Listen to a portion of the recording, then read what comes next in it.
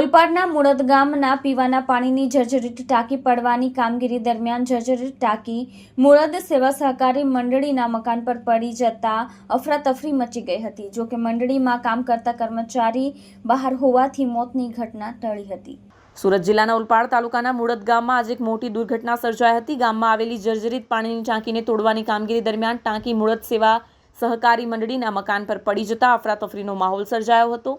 જેસીબીની મદદથી દોરડા બાંધીને ટાંકીને ખેંચવામાં આવી રહી હતી, પરંતુ અચાનક ટાંકી વિરુદ્ધ દિશામાં પડી જતા મંડળીના મકાનને ભારે નુકસાન થયું। સદનસીબે ઘટના સમયે મંડળીમાં કામ કરતા કર્મચારીઓ બહાર હતા, જેના કારણે કોઈ જાનહાનિ નોંધાઈ નથી। નોંધનીય છે કે ઘટના સ્થળથી નજીકમાં એક શાળા પણ કાર્યરત હતી, પરંતુ સદભાગ્યે તે દિવસે બાળકો શૈક્ષણિક પ્રવાસે ગયેલા હોવાથી મોટી દુર્ઘટના ટળી હતી। આ જર્જરિત ટાંકીને તોડી પાડવા માટે સ્થાનિક તંત્ર દ્વારા આદેશ આપવામાં આવ્યો હતો। વજનદાર ટાંકી ધરાશાયી થવાથી મંડળીના મકાનને મોટું નુકસાન થયું છે, પરંતુ કોઈ જાનહાનિ ન થતા સ્થાનિકોએ રાહતનો શ્વાસ લીધો છે। સ્થાનિક તંત્ર દ્વારા નુકસાનનું સર્વેક્ષણ હાથ ધરવામાં આવ્યું છે। વાસુદેવ પટેલ, સરપંચ મુળદ। વસુભાઈ, ટાંકી પડી છે કઈ મંડળીના મકાન પર, શું થયું? હાજી, એમાં શું છે કે આ જર્જરી ટાંકી ઉઠી ને એટલે ઘણા સમય ત્યાં ગામમાંથી કહેતા હતા કે ભાઈ આ ટાંકી ઉતારી નાખો, નહીં તો કોઈ દેવા હોનાર જ થશે।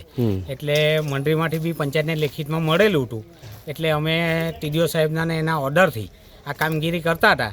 એ સમય દરમિયાન આ ટાંકી પાડવાતી વખતે સોસાયટીના મકાન પર પડી હતી ને કોઈ હોનારત થઈ નથી, જાન હોનારત કોઈ થઈ નથી। મતલબ જ્યારે ટાંકીનું કામ ચાલુ હતું બધા હટાવી દીધા? હા, બધાને હટાવી લીધેલા હતા, આજુબાજુ બધાને હટાવી લીધેલા, વાહન વ્યવહાર ટોટલ બંધ કરી દીધેલો। મંડળીમાં નુકસાન થયું છે? મંડળીમાં નુકસાન થયું છે।